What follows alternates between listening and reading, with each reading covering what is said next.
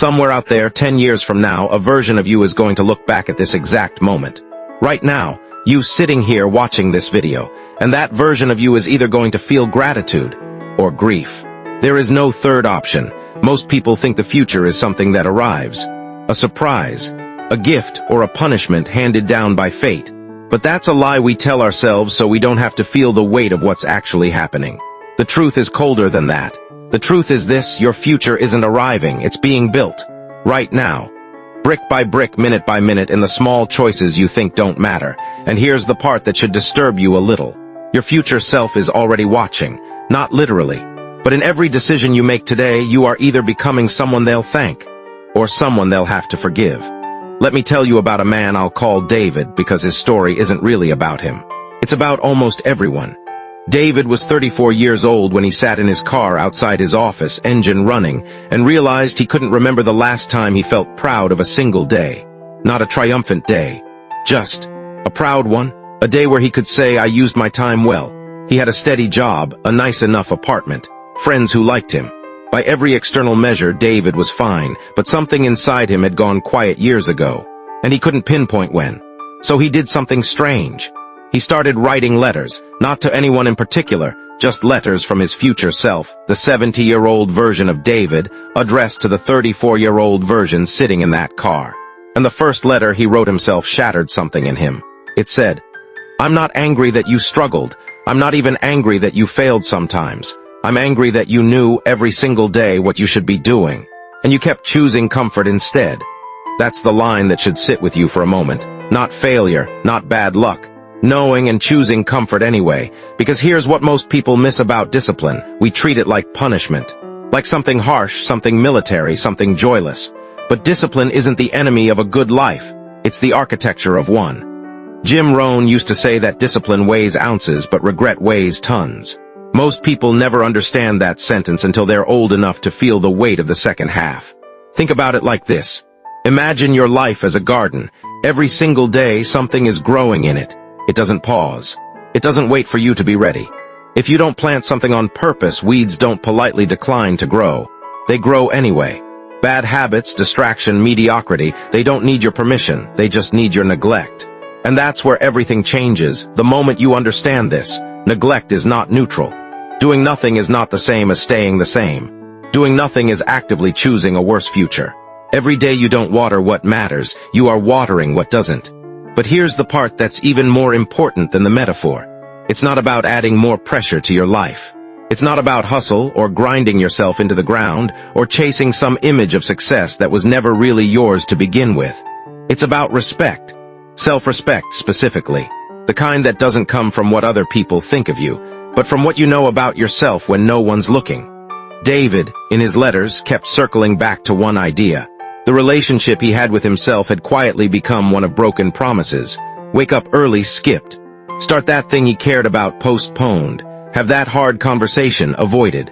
None of these were catastrophic on their own. But 1,000 small broken promises to yourself eventually become an identity. You start to believe on some unconscious level that you are someone whose word, even to yourself, doesn't mean much. And that belief is the quiet killer of potential. Not laziness, not lack of talent, a slow erosion of self-trust. Here's a thought experiment. Imagine you had a friend who promised to call you back and never did. Promised to help you move and canceled last minute. Promised to show up and consistently didn't. At some point, you'd stop trusting them. You'd stop believing their words meant anything. Now ask yourself honestly, if you were your own friend, would you still trust you? That question is uncomfortable for a reason. It's supposed to be. The real truth is not what you expect. You don't actually need more motivation. Motivation is a fire that burns bright and dies fast. What you need is something steadier, a relationship with your own integrity. Because the people who build extraordinary lives aren't the ones who feel inspired every day. They're the ones who act in alignment with their values, especially on the days they don't feel anything at all. Jim Rohn understood something that most self-help completely misses. Success isn't a single decision. It's a series of small, almost invisible decisions, repeated until they become identity. You don't decide once to be healthy. You decide it in the moment you choose the walk over the couch, the water over the third coffee, the sleep over the scroll. You don't decide once to be wealthy. You decided in the moment you choose to learn instead of complain, to invest instead of impulse buy, to build instead of escape. None of these moments feel significant. That's exactly why they're dangerous to ignore. And time is the resource nobody respects until it's almost gone.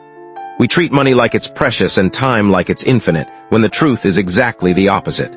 You can always make more money. You cannot make more time. Every day that passes is a withdrawal from an account you can never refill. And yet most people spend their most valuable resource on the least intentional things, not because they're foolish, but because no one ever forced them to feel the cost of it. So let's feel it just for a moment. Picture yourself at the end, not in a morbid way, in an honest way. Picture the version of you with no more days left to plant anything new. What will that version of you wish you had started today? Not next year, not when things calm down, not when you feel ready. Today. That thing you've been putting off, the business idea, the fitness goal, the relationship you need to repair, the dream you buried under practicality, your future self isn't waiting for permission. They're waiting for evidence. Evidence that you heard this and something in you finally moved. Here's what transformation actually looks like, and it's quieter than people expect. It's not a dramatic before and after. It's a Tuesday. An ordinary Tuesday where you do the one thing you said you'd do, even though no one would have noticed if you hadn't. It's choosing the harder, smaller, less glamorous action because you finally understand that your future is built from these invisible bricks, not grand gestures. David didn't transform his life in one decision. He transformed it the day he stopped writing letters about who he wished he was and started becoming, in small daily actions, the person those letters described. That's the whole secret. Not motivation, not inspiration. Translation, turning insight into action before the feeling fades. So here is the only question that matters right now in this exact second while the video is still playing and the excuses haven't had time to creep back in. If your future self could see this moment, you, right here, deciding what to do next, would they recognize you as someone who finally changed? Or just someone who watched another video about it? Because the future isn't really watching you. You are, and one day you'll have to answer for what you saw.